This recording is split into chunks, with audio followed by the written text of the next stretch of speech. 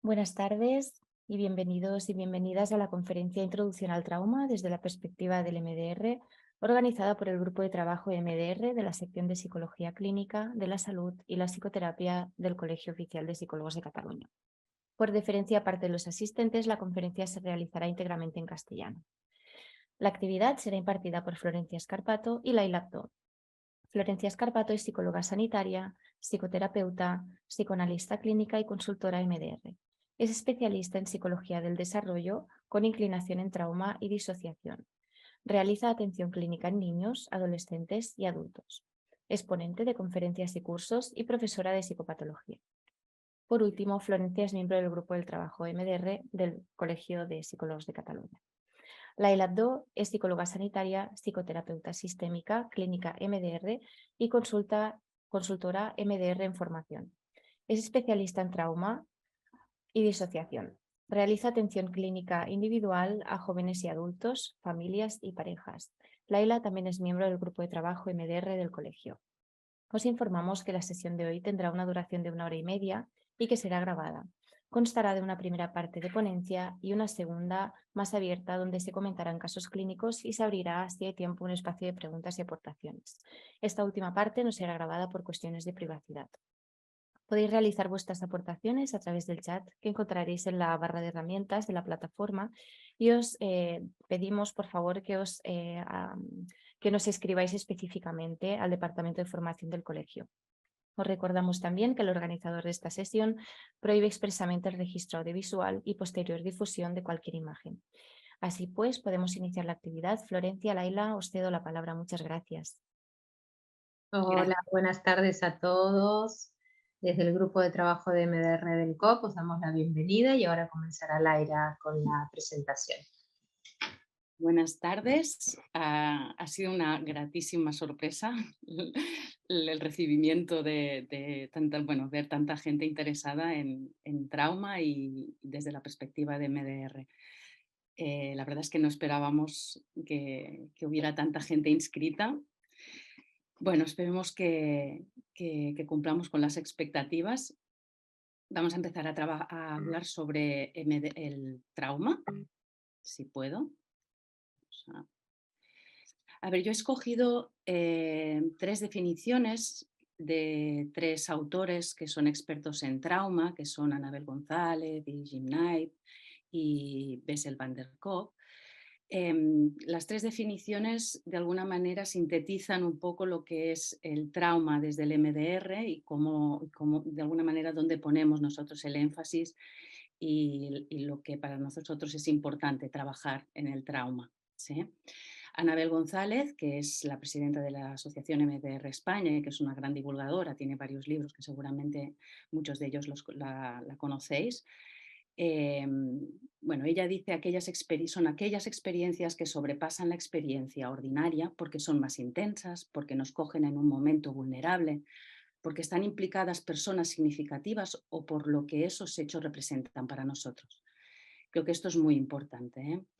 Que nos coja en un momento vulnerable, que estén implicadas personas significativas o por lo que esos hechos representan para nosotros. Lo que supone una amenaza para la vida o para la integridad de nuestro cuerpo o nuestra identidad, lo que nos rompe nuestras creencias sobre nosotros y sobre el mundo, que puede exceder la capacidad del sistema para procesarlo. Sigue a pesar del tiempo sin asimilarse del todo. Jim Knight, él dice que el trauma es cuando falla el sistema natural de procesamiento de información. Luego especificaremos, porque desde el MDR todo este tema es muy importante, el sistema natural de procesamiento de la información.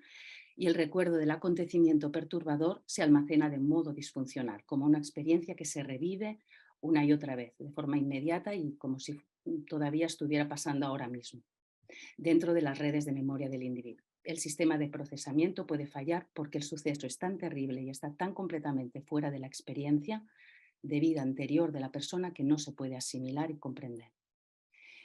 Y Bessel van der Kolk, para el trauma son experiencias abrumadoras que afectan a nuestras sensaciones más recónditas y a la relación con nuestra realidad física, la esencia de quienes somos.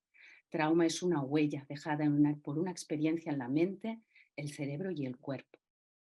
y que tiene consecuencias permanentes sobre el modo en que el organismo humano logra sobrevivir en el presente.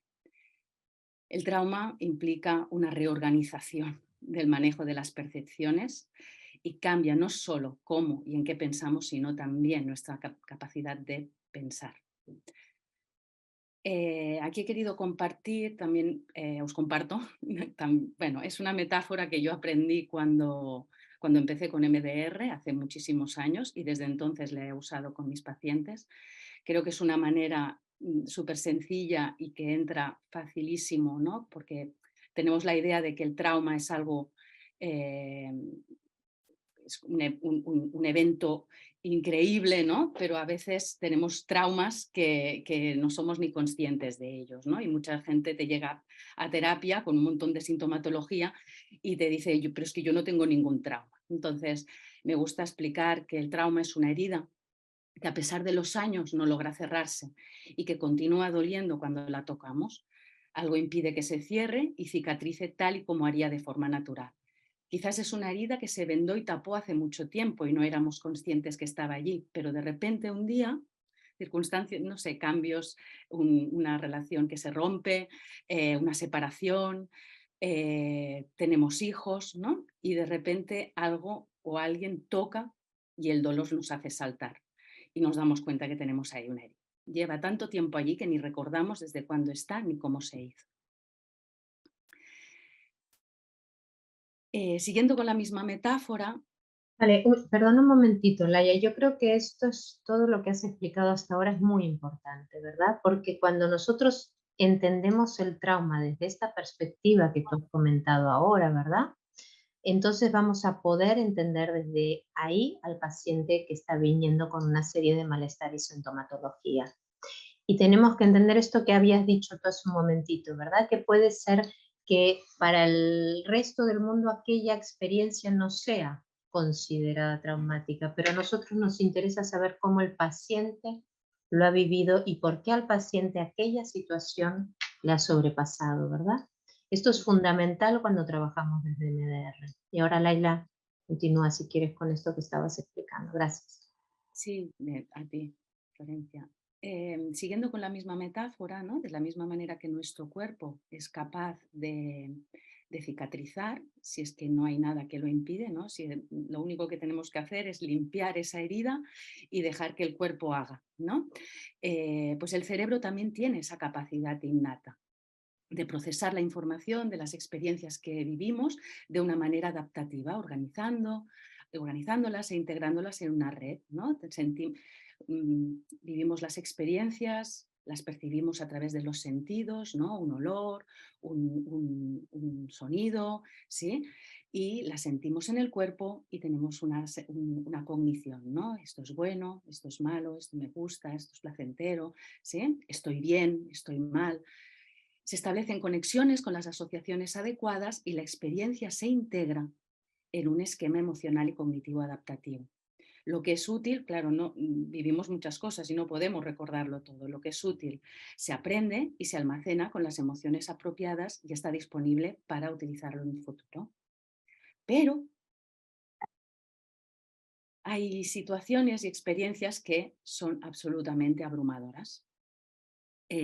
Algunas experiencias resultan tan abrumadoras para el sistema por lo que decía, y ahora cojo otra vez la definición de Anabel González, y es que a veces por el momento en el que se dan, porque estamos vulnerables, por las personas que nos lo están haciendo, es súper abrumadora esa experiencia. Y nuestro sistema nervioso se produce una pérdida de la homeostasis, es decir, hay una subida altísima de cortisol, una subida de adrenalina, se acelera la respiración, ¿sí? Y el sistema de procesamiento queda bloqueado. Y la información adquirida en el momento del acontecimiento, que incluye la imagen, el sonido, la emoción y la sensación física, se almacena en un estado perturbador. La amígdala, que es la que detecta cuando hay peligro, ¿sí? Cuando una experiencia nos sobrepasa, se queda activada. Con lo que a lo mejor nosotros continuamos con nuestra vida, pero la amígdala continúa sintiendo que el peligro todavía no ha pasado. Con lo que hay algunas circunstancias, lo que con mi definición os decía, ¿no? Herida que está tapada, algo toca eso y esa amígdala vuelve a activarse como si estuviera en ese momento que pasó aquello que me pasó. ¿Sí?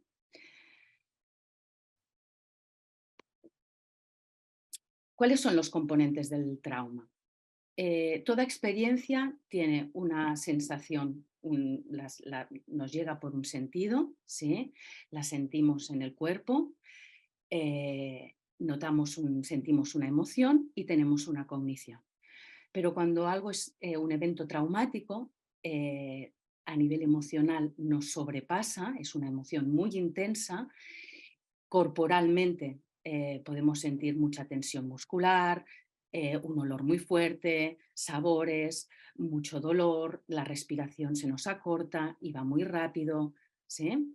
Y una cognición negativa, como estoy en peligro, he hecho algo malo. Eso en el caso, por ejemplo, de un niño, ¿no? Que su padre le está gritando, le está chillando. Sentirá que algo está haciendo mal, es mi culpa, algo he hecho mal, ¿sí? No tengo derecho. Y se instala esa cognición negativa ahí. Vale, un momentito, Laila.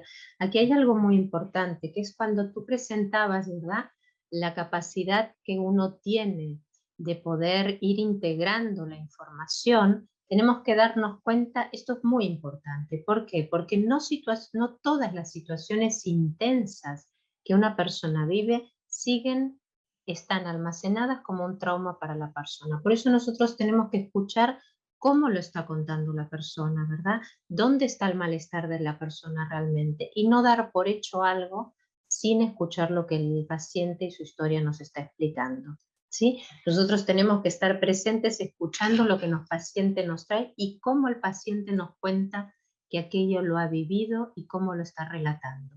Entonces, ¿cuáles son esas sensaciones que se despiertan al contarnos aquel evento específico? Y entonces ahí decidiremos, ¿verdad?, si ha quedado como algo traumático porque parece que todavía se sigue reviviendo tal cual con esos elementos que ahora Laila contaba, o eso ha sido una experiencia difícil, pero se ha integrado al sistema. Esto es algo muy importante a poder decir. También cuando trabajamos con niños, que nosotros podemos decir como adultos, esto es un trauma para ese niño, pero sin embargo ese niño, con el sistema en el que está y su capacidad, pudo integrar aquella situación y una experiencia que podría haber sido traumática, la pudo integrar en su sistema. Entonces es muy importante escuchar qué es lo que nos trae ese niño o ese paciente.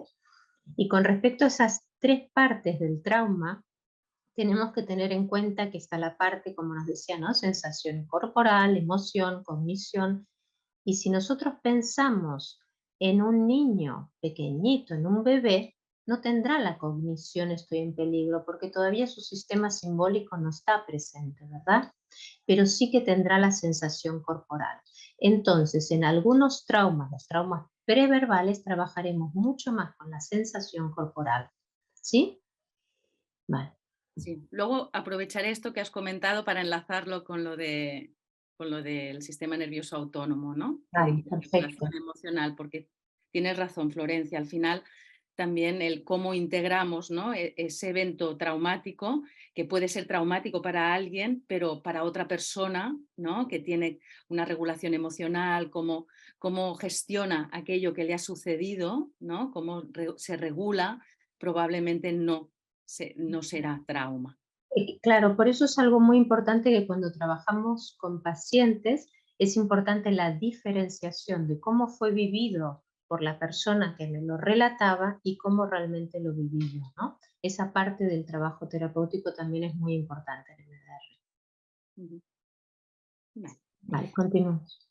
Bueno, trauma puede ser dado de diferentes maneras. Podemos vivirlo de forma directa, ¿sí? Y cuando hablo de forma directa, hablo puede ser por por acción, pero también por omisión. Es decir, puede ser por un maltrato, puede ser porque me han tratado mal, porque me han humillado, pero también puede ser no tanto, a veces es no tanto lo que me ha ocurrido, sino cómo ha respondido todo mi entorno y qué me ha faltado, qué hubiera necesitado y no se dio. ¿Sí? Cuando somos testigos del hecho en otra persona, lo vemos en la televisión, nos lo relata a alguien, ¿sí? Alguien como nos cuenta una historia, como nos cuenta un accidente, como nos cuenta alguna situación, ya no solo por el qué nos cuenta, sino también cómo nos lo cuenta, puede tener un gran impacto en nosotros, ¿no? Porque cuando nos relatan algo también nos lo imaginamos. Con lo que imaginamos, nuestro cuerpo no diferencia entre lo que es y lo que no es, sino que lo que yo estoy viendo, mi cuerpo lo siente. ¿Sí? O lo vive alguien a quien queremos. ¿Sí? Alguien que está pasando, una madre, mi madre o mi padre que esté pasando por un proceso de cáncer y lo vea sufrir, porque esté viendo que mi padre está maltratando a mi madre o esté maltratando a mis hermanos. Es decir, ser testigo de algo también en alguien que nos importa, alguien significativo, también puede ser trauma. Entonces, sistema nervioso autónomo y el trauma. Estamos, vamos a decirlo de alguna manera, estamos configurados para conectar. A través de la conexión con el otro, ¿no? Cuando llegamos al mundo, buscamos el apego, ¿no? El apego, el sistema de apego tiene que ver con el que activamos para sentir proximidad del otro y nos proporcione seguridad y protección, ¿sí? Entonces, desde el primer momento buscamos sentirnos seguros y nuestro sistema nervioso es nuestro sistema de vigilancia. Nos protege detectando seguridad, peligro y amenaza. En función, son 3 sistemas de supervivencia o de defensa que se activan de forma involuntaria. No se trata de valentía ni de cobardía, se trata de lo que mi sistema nervioso en ese momento detecta y en función de si detecta peligro o amenaza vital para mi vida, pondrá en marcha la lucha o la huida en caso de peligro o congelación y colapso en el caso de que haya amenaza vital. ¿Sí? Como decía Florencia, vamos generando significado a nuestra vida, ¿no? Y el sistema nervioso de alguna manera se va moldeando en función de la experiencia que vamos teniendo. ¿Sí? Si yo crezco en un entorno que hay disponibilidad, que me calman, que me atienden, probablemente yo sentiré seguridad y tendré capacidad para regularme. Si yo crezco en un entorno en el que ha habido muchos gritos, peleas, probablemente mi sistema estará mucho más en alerta. Hablo un poquito más de esto ahora. Podríamos imaginar el sistema, lo siento, es que estoy, que si no, no leo, no veo mi PowerPoint con las imágenes nuestras. Vale. Podríamos imaginar que nuestro sistema nervioso autónomo funciona como una escalera, ¿no? En el que abajo de todo tocaríamos como al cerebro más reptiliano, ¿no? Y arriba de todo sería el córtex, el que está en conexión con el otro, ¿no? Y sería el canal parasimpático vagal ventral, cuando yo me siento en conexión, cuando me siento en seguridad, cuando me siento seguro, también puedo conectar mucho mejor con los demás. Cuando me siento seguro, estoy en conexión conmigo y estoy en conexión con el otro. ¿Sí? No siempre podemos estar aquí, ¿no? Nos van pasando cosas durante todo un día, nos pasan diferentes situaciones y tenemos que ir activándonos y poniendo más atención. Porque tengo que cruzar la calle, evidentemente me pondré un poquito en alerta, ¿sí? Para vigilar que no me atropellen. Si voy caminando con mis hijos, pues les cogeré la mano, esperaré a que se ponga verde, pasaré y luego volveré de estado de calma y al estado de seguridad. ¿Sí? Si tengo una entrevista de trabajo, seguramente no estaré en el vagal ventral. Hay una parte que se activará para estar en alerta y cuidar cómo lo digo, de qué manera lo digo. ¿Sí? Entonces, evidentemente, nuestro sistema nervioso autónomo va detectando, ¿sí? Constantemente las señales que el entorno nos va dando. Una cosa, perdona, Laila. Ahora Laila lo estaba explicando, ¿no? Cómo voy a estar atenta en coger la mano de mi hijo para que no le pase nada. En realidad el sistema nervioso autónomo no piensa nada de todo esto, ¿eh? No. ¿Vale? Ella lo ha explicado como ejemplo, ¿no? En realidad el sistema nervioso autónomo, nosotros vamos caminando y nuestro cuerpo reacciona frente a algo que por lo aprendido y vivido ha notado que eso puede ser una alarma para nuestro sistema de seguridad. Entonces se activa, ¿verdad? O la parte simpática o la parasimpática vagodorsal. Ujú. Vale, entonces, si en un momento dado mi sistema nervioso autónomo detecta peligro, ¿sí? Nos pondremos en movimiento, se activa la parte simpática, ¿sí?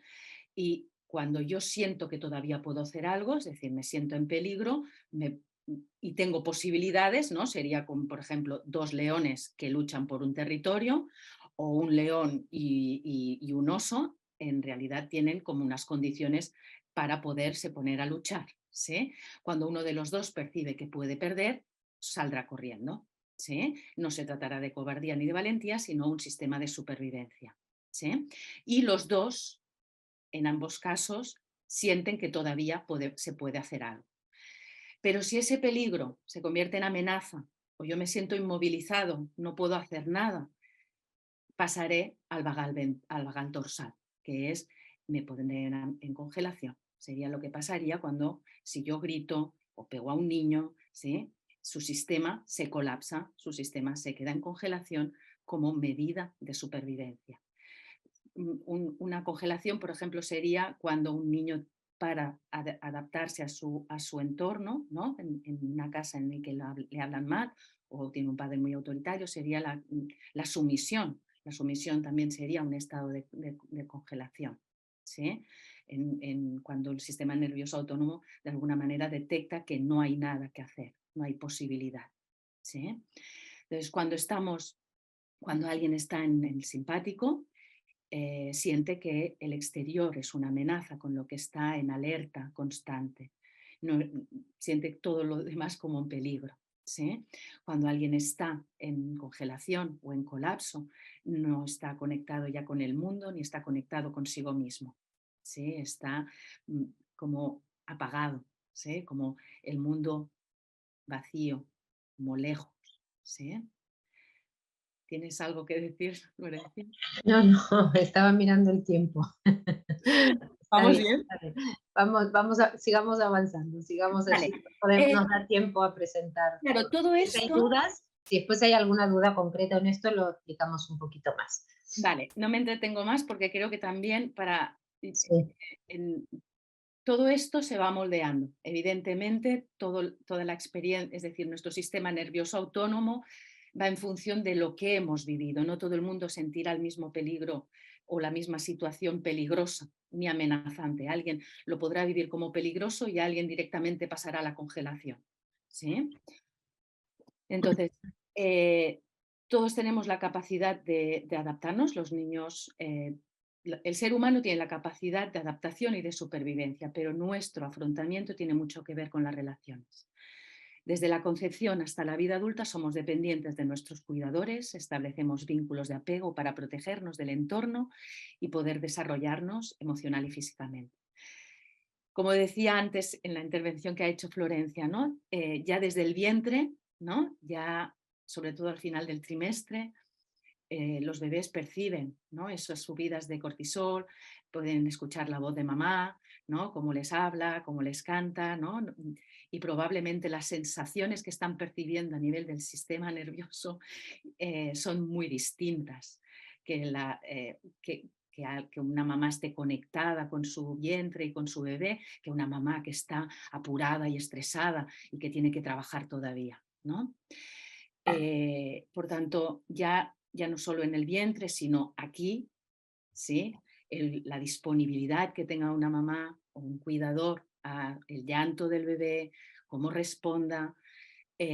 Por tanto, el apego y el estilo de apego de los adultos y de los cuidadores determinará bastante cómo podrá regular a sus hijos y, por tanto, cómo iremos interiorizando la manera de regularnos nosotros. porque la presencia y la disponibilidad de la madre, sus palabras, su contacto, estimulan la producción de oxitocina. Y la oxitocina es una hormona que predispone a la sociabilidad, ¿sí? Es lo que se llama la hormona del amor y es una hormona que calma, ¿sí? Y una hormona que calma, que predispone positivamente a la resolución de problemas. ¿Sí? No es lo mismo si yo ante una situación de estrés, por ejemplo, antes de la conferencia que estaba histérica, me digo cosas que me animen y me calmen, ¿sí? Que me diga uy, uy, uy, irá muy mal, ¿no? Esas palabras que me digo de irá muy mal, lo que están produciendo es que aumenten los niveles de cortisol, ¿sí? Y es una hormona que de alguna manera predispone a la lucha o a la huida, ¿sí? Y por tanto no ayuda a la regulación emocional. Por tanto, conforme el cuidador reconoce, satisface las necesidades del niño, este se va regulando y va aprendiendo a regularse. Es calmado y va adquiriendo la capacidad de calmarse por sí mismo. Posteriormente, ante el malestar, la sensibilidad materna se asocia a las habilidades que tendremos nosotros como adultos para regularnos, ¿sí? Vale, tipos de trauma. Nos vamos acercando. La mayoría de la comunidad, y cuando alguien, yo no he tenido ningún trauma, ¿no? Entendemos por trauma, o la gente entiende por trauma, como las grandes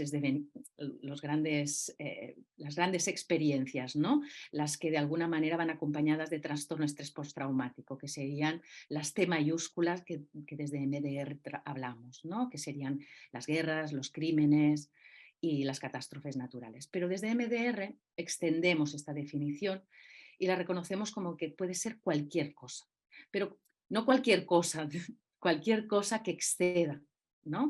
Que sea negativo, reiterado, ¿no? Y repetitivo, que se dé de forma constante durante mucho tiempo y que de alguna manera tenga una impronta, una huella en nosotros a nivel de nuestras creencias y de nosotros mismos, ¿sí? Por tanto, MDR se centra en la experiencia personal del paciente y cómo le ha afectado.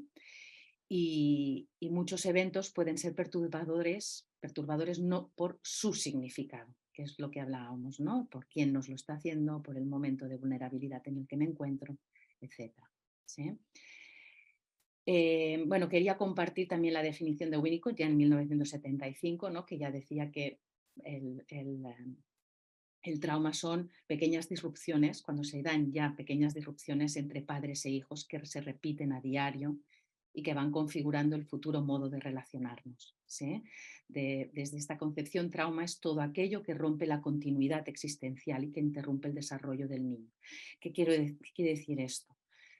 Sería, los cuidadores son los que protegen, son los que tienen que estar disponibles, ¿no? Y cuidar y estar atentos a las necesidades del niño. Cuando es el niño el que se tiene que modificar y de alguna manera adaptarse a su cuidador, aquí ya hay una disrupción y se interrumpe su desarrollo, ¿sí? Bueno, pero para recordar a las madres y los padres que nos pueden estar oyendo, Winnicott nos hablaba de la mamá y el papá suficientemente buenos. No significa que seamos perfectos, ¿verdad? Significa que si se da un hecho, también tengamos la capacidad de darnos cuenta y de poder reparar esa situación que ha podido generar un malestar en el otro y un malestar excesivo, ¿no? La reparación es muy importante y tiene que ver también con el estilo de apego que podamos tener y la capacidad de regulación. Vale. Guay. Perfecto.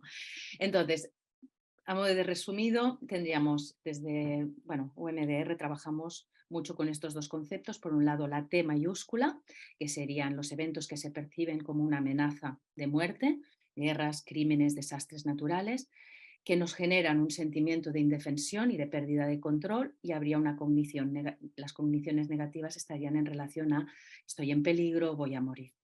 ¿Sí? Hay en la T mayúscula, lo que nosotros consideramos T mayúscula es un impacto en el cuerpo, un impacto que hay una amenaza de muerte, que lo vivo como una amenaza de muerte. Sí. Esta es la T mayúscula para nosotros. Y la T minúscula, no menos importante, al contrario, ¿no? Sería lo que nosotros llamamos trauma de apego, trauma complejo o trauma relacional, ¿sí? Que tiene que ver con las figuras más significativas en las que, bueno, cuando hemos sentido abandono, desprotección, maltrato, negligencia, bullying, y son ejercidas por personas significativas de forma sostenida y reiterada en el tiempo. Eso es importante, un poco enlazando lo que tú decías, ¿no? Florencia, que no, es decir, todos los papás, todos los padres o todas las madres, ninguno somos perfectos, con lo que, pero no se trata de que yo un día no pueda decir algo mal dicho, o que yo no pueda gritar o no pueda perder los papeles. Pero cuando es sostenido y reiterado, y cuando no estamos viendo a nuestro hijo, más bien, ¿no? Bueno, entonces cuando hay esas creencias negativas, ¿no? que tienen que ver con valía, ¿no? mi autoestima, ¿no? Cuando tiene que ver con no valgo, no soy suficiente, soy culpable. Bueno, esta es un poco más pero bueno, me parecía interesante, ¿no? que es un poco lo que dicen Bouró y et al, que se encuentran en uno de los últimos libros de Anabel González y Lucía del Río, son los traumas ocultos, y es lo que os lo he comentado antes, ¿no? Que es la sensación de amenaza no es la misma para un niño que para un adulto, y cuando de alguna manera, si son los cuidadores que tendrían que tener cuidado y estar disponibles para regular las emociones de los niños y no lo están, ¿sí? Se genera lo que denominamos traumas ocultos, que se deriva tanto no de lo que ocurre, sino de lo que falta. Bueno, entramos en el MDR, aunque ya hemos hecho unas cuantas pinceladas, ¿no? MDR es una terapia con evidencia científica. Perdona, MDR, por quien no conocéis, son unas siglas que significan Eyes, Moviment, Desensibilización y Reprocesamiento, ¿sí? Vale, mediante movimientos oculares, que ahora lo explicaré un poco más, pero es una terapia con evidencia científica reconocida por la Organización Mundial de la Salud.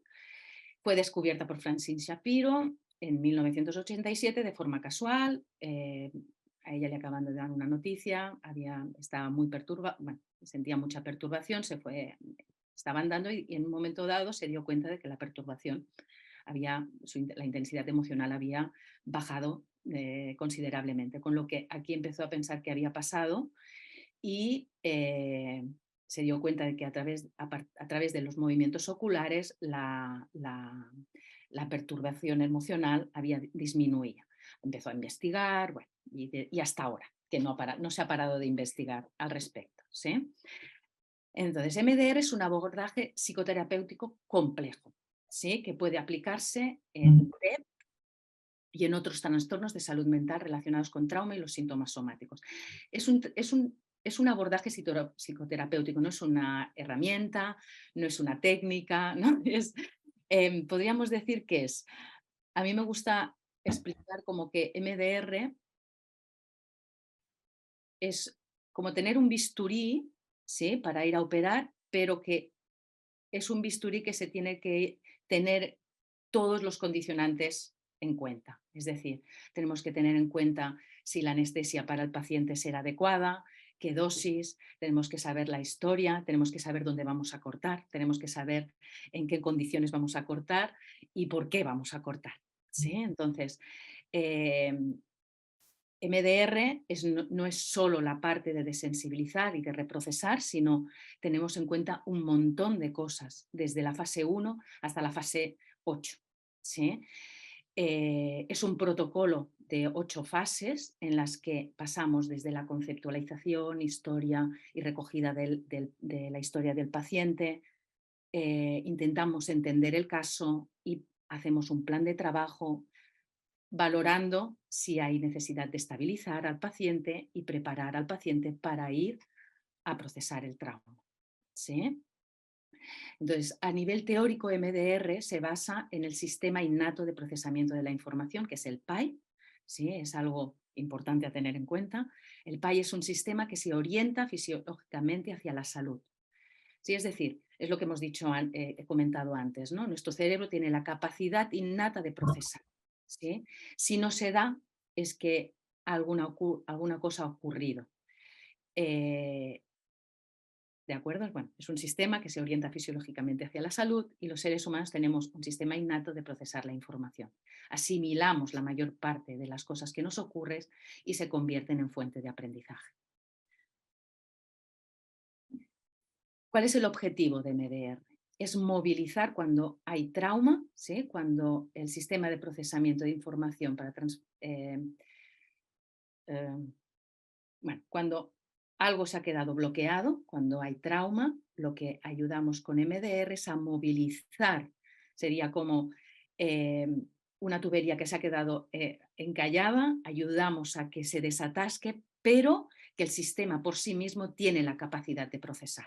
¿Sí? Entonces lo que hacemos es ayudar a que se movilice el sistema de procesamiento de información para transformar e integrar las percepciones almacenadas de modo disfuncional. Consideramos la patología cuando el sistema innato se ha bloqueado y el recuerdo del hecho traumático queda aislado del resto de la red neuronal. Tenemos el sistema de información adaptativa y algo ha quedado aquí, ¿sí? Esto que nos ha ocurrido no está en el sistema innato, ¿sí? En la información adaptativa, con lo que habrían las conductas y las respuestas actuales que son de T como respuesta a las T y a las T minúsculas. No sé si, Florencia, no sé si ahora me... Sí, está bien. Mirar, yo creo que algo importante entender aquí es, de todo lo que ha ido explicando Laila hasta ahora, es poder comprender que nosotros vivimos experiencias y a veces una experiencia resulta abrumadora para nosotros, pero de tal manera abrumadora que nuestro sistema tiene que defenderse de aquello y lo deja apartado como congelado. Eso es lo que consideramos trauma y queda apartado de las otras redes adaptativas que nosotros sabemos y sabemos hacer cosas y poder conseguirlas y vamos creciendo a lo largo de la vida y cada vez tenemos más redes adaptativas. Esa situación que se ha quedado apartada y aislada de las redes adaptativas porque ha sido abrumadora para nuestro sistema, se queda ahí congelada, pero no por eso se queda desactivada, sino que cada vez que algo recuerda por un olor, una sensación o una imagen, recuerda algo de aquel acontecimiento, nuestro sistema vuelve a ponerse, vuelve como a defenderse y a responder de la manera que aprendió cuando sucedió aquel evento que fue para nuestro sistema traumático. Si cuando yo viví eso tenía 2 años y aprendí a responder frente a eso de una manera tal vez creyendo que eso que sucedió es porque yo no soy merecedor de cosas buenas, cuando algo en mi vida actual, con 40 años, vuelva a recordar algo de ese evento traumático, alguno de los elementos del trauma, la sensación, la emoción, la cognición, volverá a despertar lo que yo sentí con 2 años, ¿sí? Y entonces ahí es cuando vuelve a aparecer nuevamente el malestar y toda la sintomatología.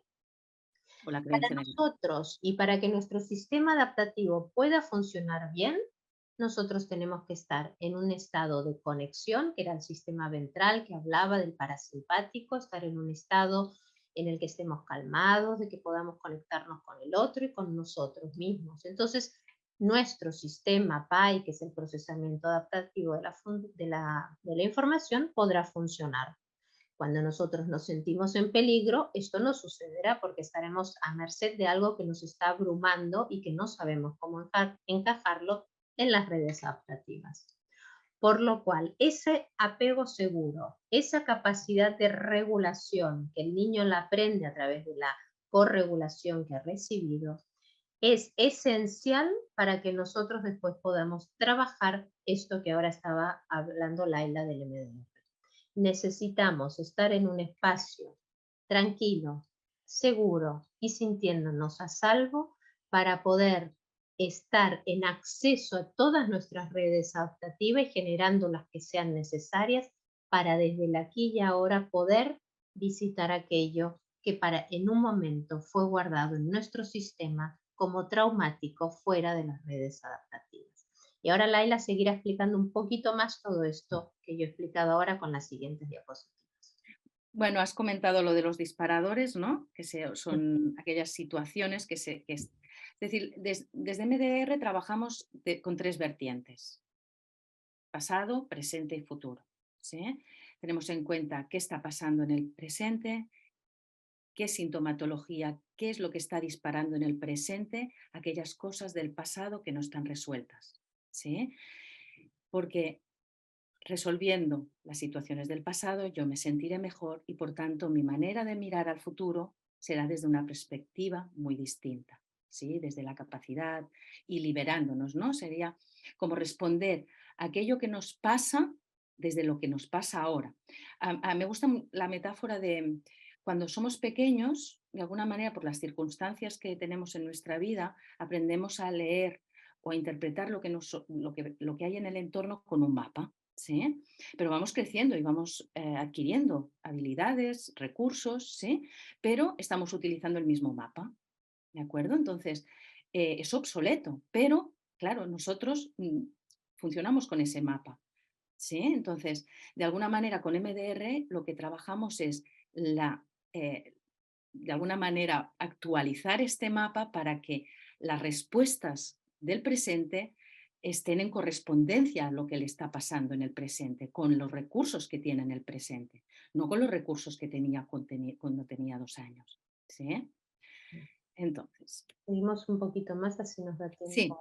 entonces vamos a la estimulación bilateral y el doble foco, ¿sí? Que son los movimientos oculares, son lo que utilizamos, son los ingredientes activos de la terapia MDR, y su efecto es desbloquear el sistema de procesamiento en relación con los recuerdos que no pudieron ser asimilados y que todavía están influyendo, ¿sí? La estimulación bilateral junto con la atención dual facilita el procesamiento de la información. Os explico.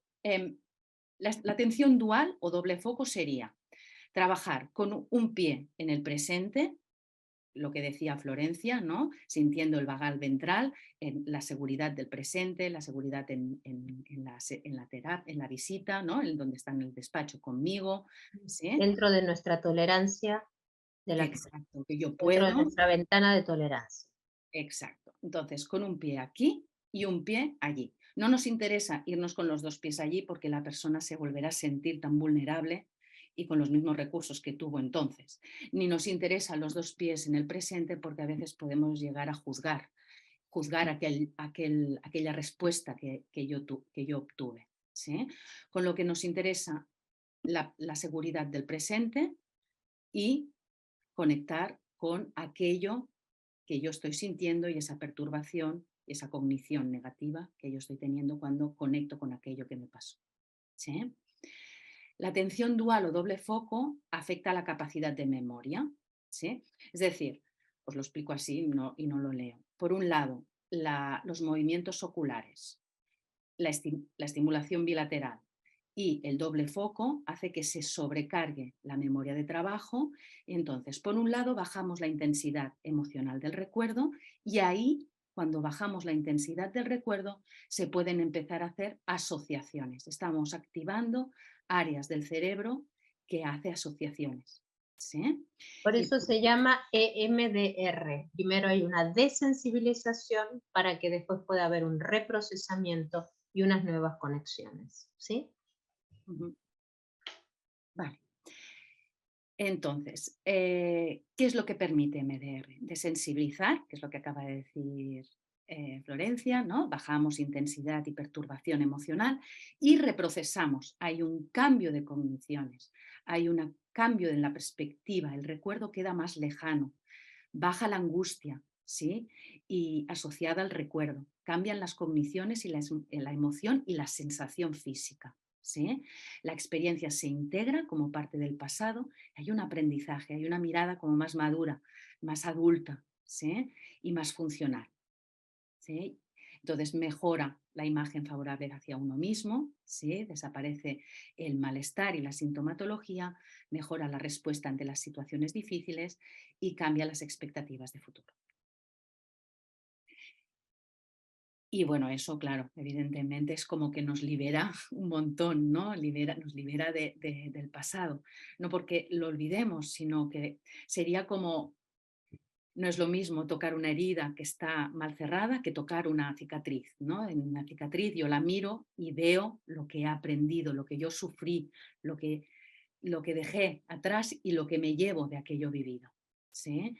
Por tanto, puedo mirar lo que yo viví, pero sin revivir esa experiencia y sin sufrir, ¿sí? Por tanto, de lo que yo he vivido yo me llevo un aprendizaje y un crecimiento.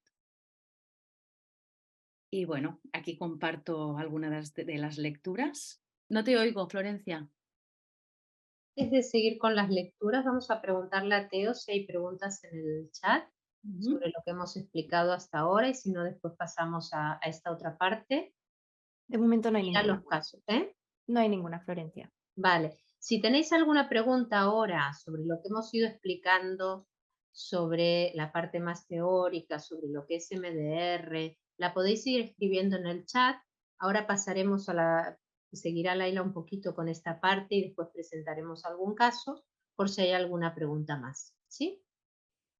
Bueno, Vale. ahora os comparto aquí los libros que de alguna manera que son bastante como esenciales dentro de MDR y de los que he consultado para poder hacer la charla. Bueno, aquí simplemente era compartir un poco si había interés en formarse en MDR. ¿Sí? La formación en MDR, el nivel 1 y nivel 2, lo puede dar cualquier trainer MDR que esté acreditado como trainer. Por tanto, hay varios institutos a nivel privado que lo ejercen porque es la persona la que puede hacer la formación. Entonces, habría Anabel González, que estaría en el Instituto Imaya, y Francisca, que estaría en el Instituto MDR. Hay más, me parece que hay Andrea Apóstol, bueno, hay varios. Y Dolores Mosquera, y después también hay alguno más de niños. Dolores Mosquera, y me parece que Natalia Seijo también podría hacer la formación, pero no sé si la ofrece. Pero bueno, estos son las tres páginas donde se puede buscar la formación. Y en Infanto Juvenil estaría Cristina Cortés, que está en Vitaliza, ¿sí? Entonces, también se puede acceder a través del máster, y la formación avanzada y las supervisiones las ofrecen directamente también desde la Asociación MDR España. Entonces, aquí es un poco para que os hagáis una idea de un poco todo el recorrido, sí, que se puede ir haciendo. Y empezamos por el nivel 1 MDR adultos. Hay una supervisión que es obligatoria, ¿no? De revisión del protocolo. Se pasa al nivel 2, hay unas supervisiones también de básicas y obligatorias. Entonces, de alguna manera, las supervisiones tienen una importancia importante, o sea, tienen una gran importancia porque creemos que es importante irnos formando y tener supervisiones de todos aquellos casos. Estamos trabajando con trauma, con lo que es importante también revisar, pero también cuidarnos, como profesionales cuando trabajamos con gente que está herida. Entonces, luego habría el clínico MDR, que también, bueno, uno puede ser clínico después de 2 años de experiencia trabajando con MDR. También hay las supervisiones, la formación, ¿no? Hay formación avanzada en disociación, en apego, en defensas, en trastorno mental grave, en TCA. Y al cabo de 5 años uno puede formarse como consultor supervisor de MDR, y al cabo de X años, trainer MDR. ¿Sí? Y bueno, muchísimas gracias. Vale. Bueno, sigues ahí, no te vas todavía. Vale, pues vamos a iniciar la parte de los casos clínicos y también el turno de aportaciones. Pararemos ahora la grabación. Muchas gracias.